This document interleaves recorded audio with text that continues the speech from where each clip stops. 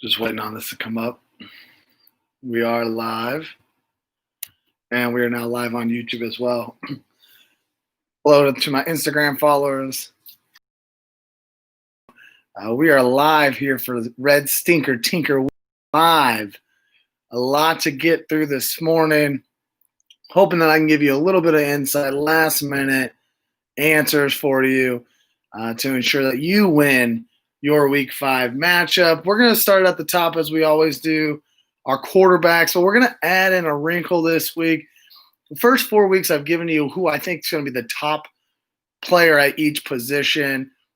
Today I'm going to give you that top player, but I'm also going to give you a player who potentially is outside of a starter, but I think ends this week as a starter. We'll start with the top quarterback, and that's going to be Russell Wilson against a poor Minnesota defense. I think this game is a sneaky high-scoring game, potentially hitting the over, which is already a pretty big number there. Both defenses are pretty bad. And Minnesota has looked good against bad defenses. Take away, Week 3, Kirk Cousins looked really bad. But when he's played bad defenses, he's taken advantage of them. Look for them to continue to score, which in then turn, Russell Wilson will continue to score. He becomes our top quarterback of the week. And then that quarterback that you're not necessarily expecting to be a top 12 quarterback in a standard league, that's Justin Herbert tomorrow night. I mentioned I was starting Justin Herbert over Joe Burrow this week in one of my leagues. The volume's going to be there. He'll be throwing it a lot to keep up with Drew Brees. Look for Justin Herbert to finish as a top 12 quarterback, which then in turn means he's a startable quarterback in your standard 12-team leagues this week. You might not have a better option anyways. Hopefully you didn't play Tom Brady on Thursday night, but if you did, that's going to hurt you. But hopefully if you can get Justin Herbert in your lineup, I'm starting him over streaming quarterbacks such as Joe Burrow, Gardner Minshew, a lot of those. You're not going to play him over your top-tier quarterbacks, but I do think he's a startable. He ends up top 12 quarterback this week. Our top running back of the week, we're going Clyde against a very bad Raiders defense. You heard Kyle talk about him on Friday's episode, and he's talked me into it. Clyde Edwards-Helaire is going to end this week as the number 1 running back. He hasn't scored a touchdown since week 1. Let's get in the end zone today, Clyde. Tear up those Raiders. And then that top 24 running back. So in standard leagues, we're usually starting 2 running backs. And so that's why I'm going to give that top 24 rather than a top 12 running back. But an RB2 this week that you're not expecting to be an RB2 is going to be Devontae Freeman. Look, I would consider him a low-end flex play. Like if I was having to start him, that's what I would take the expectation. But he has great potential to end up as an RB2 this week against a poor Dallas defense in a game in which I believe the Giants will be playing from behind most of the time. Look for Freeman to catch a lot of dump-offs from Daniel Jones. And if he can do anything with some of those dump-offs, end up as an RB2 this week. Our top wide receiver of this week, going right back to that Seattle-Minnesota game, Adam Thielen. I think the Seahawks are going to lead the game most of the night. I guess it is tonight's game. Most of the night, which means Thielen's going to be running a lot of routes, get a lot of volumes. A Seattle secondary, which we all know can be had. We continue to take advantage of the Seattle secondary. Look for Adam Thielen to get plenty of garbage time receptions here, maybe even that late second touchdown late in the game as he kind of did in week 1 against the Packers, which put him over the top in week 1. Look for Adam Thielen to have something very similar to that this week in Seattle. Our top 24 wide receiver we're looking at, I really wanted to take Justin Jefferson here. He's not necessarily been considered a wide receiver 2, but I didn't want to double up on the Vikings. Therefore, I'm gonna go with Deebo Samuel in San Francisco. In his second game back for San Francisco with Jimmy G under the center, I think the 49ers are going to get Deebo Samuel involved a little bit more this week. The game script should have San Francisco ahead, running the ball a lot. But remember, they have a lot of injuries on the defensive side of the ball, and maybe Fitzmagic shows up this week. Deebo Samuel should at least be a flex consideration, and if you drafted him, you've been waiting on him, and now with Julio potentially out today, A.J. Brown's game's in jeopardy. You don't have Jerry Jeudy. You don't have Julian Edelman. Devontae Adams and Kenny Golladay are on a bye. This week, you might need Deebo Samuel in their lineup, and I think that if you're somebody who drafted him, he pays off significantly this week. He ends up as a wide receiver too. Moving into tight end, Darren Waller. I'm taking Waller over Kelce and Kittle, not because I think Darren Waller is better than Kelce or Kittle, but as the main pass catcher in Las Vegas in a game in which the Raiders are going to be playing from behind, they're going to be trying to play keep up. Look for Darren Waller to potentially snag double-digit catches today. In my top 12 tight end, I'm going to go with Eric Ebron. In week 3, Eric Ebron brought 5 catches in on 7 targets. He's a part of this Pittsburgh's offense, and it's hard to remember because Pittsburgh went into this like makeshift bye week last week. But Ebron did very well the first couple weeks before that bye week, and he really could be your best option at tight end this week. If you have to start him with confidence. I do believe he ends up as a top 12 tight end this week. All right, on a couple of games. I've talked about this game multiple times. Give me all of that. Seahawks versus Minnesota tonight on Sunday Night Football. An over-under of 56 points. 2 defenses who are just trash in the secondary. Oh, man, I'm hoping to see a shootout. I think it's going to be a fun game.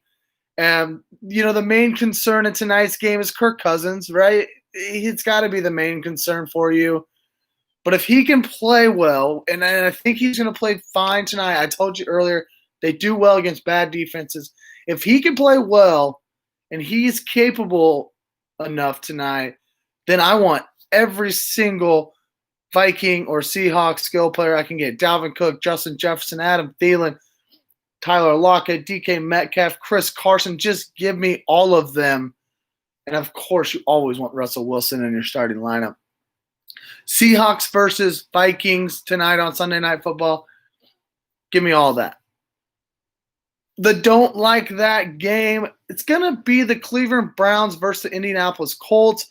Over under a 48 points. And outside of Kareem Hunt and Jonathan Taylor, sorry, somebody made a trade. Just saw Kareem Hunt and Jonathan Taylor, I don't have any confidence starting a Brown or a Colt today. The Colts defense is for real. And if you saw what the Browns did to the Cowboys last week and you're expecting that again, you're going to be very, very, very disappointed today. The Indianapolis Colts defense is for real. Colts versus Browns, don't like that. On to our you snooze, you lose. Raheem Mostert, he's coming back from his MCL sprain, and he's only being started in 40% of ESPN leagues right now. Coming off this injury, you might forget he had an 80-yard touchdown score in both of the first 2 weeks. In fact, in week 2, he gave you 18 fantasy points in just 1 quarter of play before he ends up spraining that knee. I know Jerick McKinnon has been really good in Raheem Mostert's absence, and I expect McKinnon to continue to be good. But if Raheem Mostert plays today, he has to be in your starting lineup. Raheem Mostert, you snooze, you lose. If he plays, get him in there. And just as a side note with your starting lineups, they're a 3:05 start time. I do believe. I have them in a couple leagues. And so what I've done is I've made sure I have a 3:05 or a 3:25 guy on my bench. So if Mostert does end up not playing, I expect him to play, but if he ends up not playing, you have a pivot really quick. So, for example, in one league I have Darius Slayton at the 3:25, and another league I have Michael Gallup in the 3:25 league. I'm playing Raheem Mostert over both of those guys, but if Mostert doesn't play, I'm sliding both of those guys into my starting lineups, which anybody you can get from the Cowboys-Giants game, I think you'll be fine with as well. All right, let's look at the hit it and quit it. Olamide Zaccheaus. And I may have butchered it, and I apologize if I did. You probably didn't play him last week because Julio Jones played. And if you've never heard of the guy, he's the fourth string wide receiver in Atlanta. It doesn't appear Julio Jones is going to play this week. And even if he does, I'm not playing Julio. I'm not playing Julio. I've talked about it on the podcast. Until I see Julio Jones get through a full game without being injured, I'm not playing him. Zacchaeus went 8 for 86 last week. He scored 8 fantasy points the week before that. I think with a healthy Julio Jones, Zacchaeus is not a fantasy relevant player. But this week, he holds great fantasy value against a below average Panthers defense. Olamide Zacchaeus hit it and quit it. Or coulda, woulda, shoulda this week. First of all, this is my weekly. Go pick up Dalton Schultz off your waiver wires. He's still only owned in 54% of leagues. He's a top 12 tight end. If he is on your free agent pool right now, you need to pick him up. But this week's coulda, woulda, shoulda, it's going to be Justin Jackson. He's right at my guideline of that 50% owned with coulda, woulda, shoulda. Remember, we're looking for guys who are less than 50% owned that after this week you're going to wish they were on your bench already. Not necessarily guys we're going and starting right after we pick them up this week, but guys we're going to put on our bench because come next week they're going to be a hot waiver wire ad. Justin Jackson was a hot waiver wire ad this week, but he wasn't hot enough because he's only owned in 50% of leagues. With Austin Eckler out for at least 6 weeks, and honestly, Austin Eckler might not see the field anymore this year, knowing that LA could be out of the playoff hunt by the time Eckler becomes semi-healthy again. Look for him to potentially miss the entire season, and then look for Jackson to pick up on that pass-catching role that Eckler had. Joshua Kelly in LA will continue to get the majority of the handoffs, but Justin Jackson should be catching the ball out of the backfield. Justin Jackson, coulda, woulda, shoulda. My fallback boy this week is Odell Beckham Jr. I know he had a huge 38-point outing last week, and that's part of the reason why he's the fallback boy this week. I mentioned it earlier, the Colts defense is for real, and before last week, they had only given up 120 wide receiver yards in week 1. That was the most they'd given up before last week. Last week, they did end up giving up 180. But in fact, in weeks 2 and 3, they didn't even give up 100 yards to wide receivers. This is the entire wide receiver core. The whole position is not just one wide receiver. Not even 100 yards to the entire wide receiver core for their opponents in week 2 and week 3. In contrast, the Cowboys, who the Browns just played, were giving up 200 yards per game receiving to wide receivers, and they only gave up 120 yards to the Cleveland wide receiver core. As you can see, even in a huge game last week, Odell didn't necessarily put up big catches or receiving. I think he caught 5 catches for around 80, 85 yards, if I remember right. But he had the 3 touchdowns, the 1 long run for a touchdown, and then the 2 touchdown catches. That's where his huge numbers came from last week. Expect OBJ to take a massive step back this week. Odell Beckham Jr. is my fallback boy. All right, and we'll get in here to my bold prediction. Last week, I gave you Joe Mixon and the Cincinnati Bengals. This week, Kenyon Drake finds the end zone not once but 2 times today. That's my bold prediction. His job's on the line, I think, in Arizona. The Jets' defense is poor. Let's get Kenyon Drake back on track, similar to that Joe Mixon call last week. When I mentioned Joe Mixon in the bold call of the week, he goes off and scores 2 touchdowns. Kenyon Drake, let's hope he finds that magic this week. Kenyon Drake, 2 touchdowns. Book it. Let's see here real quick. No start sit questions again this week. Y'all got to start sending those over to me so I can have a little fun and tell you guys who to start sit. I will tell you, I'll mention real quick in the start sit portion, reminder on the whole COVID situation we talked about last week in my Hear Me Out portion.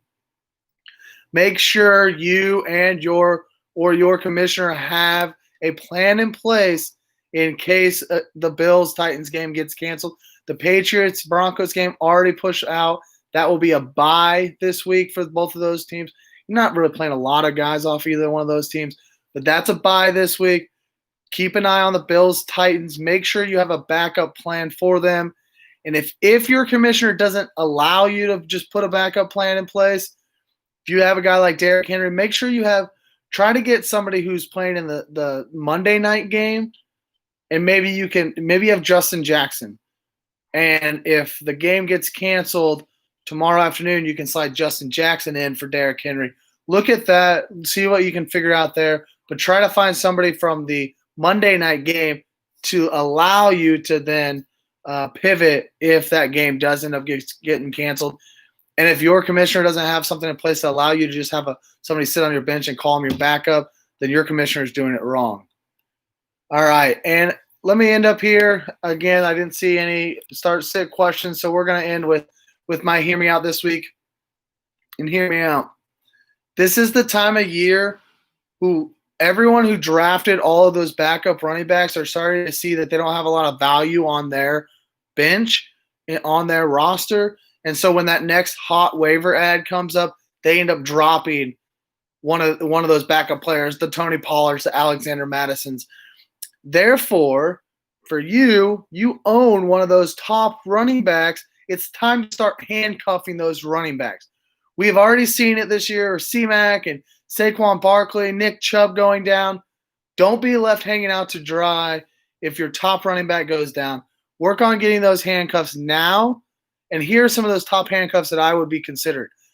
Ezekiel Elliott, I'd get Tony Pollard on my team. If I have Alvin Kamara, I'm looking to get Latavius Murray on my team. Latavius Murray has a little bit of standalone value. He's going to be more difficult to get on your team. Probably going to have to trade for him, but still trying to get him on your team. Dalvin Cook, you're going to get Alexander Madison on your team. If you have Clyde Edwards-Helaire, figure out a way to get Darrell Williams on your team. Kenyon Drake for Chase Edmonds, and James Conner with Benny Snell. These are all the handcuffs we've either seen it before or based on the offense, they're going to get a high volume if that number one running back went down. You need to handcuff your running backs, and you need to do it now because if you wait too long and that running back gets injured, you're not going to have their backup. You're going to be left hanging out to dry. Don't wait. Go right now. If you're watching me live right now, thank you for watching me live. But also go to your free agent wire right now and pick them up if they're a free agent. If your handcuff isn't, but you see somebody else. So I don't have Dalvin Cook, but Alexander Madison was dropped this week. I'm going to snag Alexander Madison. Because why? It's Sunday morning. Snag him right now. If something were to happen to Dalvin Cook, now you have a starting running back right now. If nothing happens to Dalvin Cook, then maybe come Monday you start trying to trade Alexander Madison to that player. Okay, so that's the way that you kind of try to mix and match. That's a roster construction that we're working on right now. This is what I'm trying to teach you guys to make sure you know what you're doing with your running backs. Go grab your own handcuff right now, and if your handcuff isn't available, grab somebody else's. Good luck in week 5, and as always, don't over-tinker.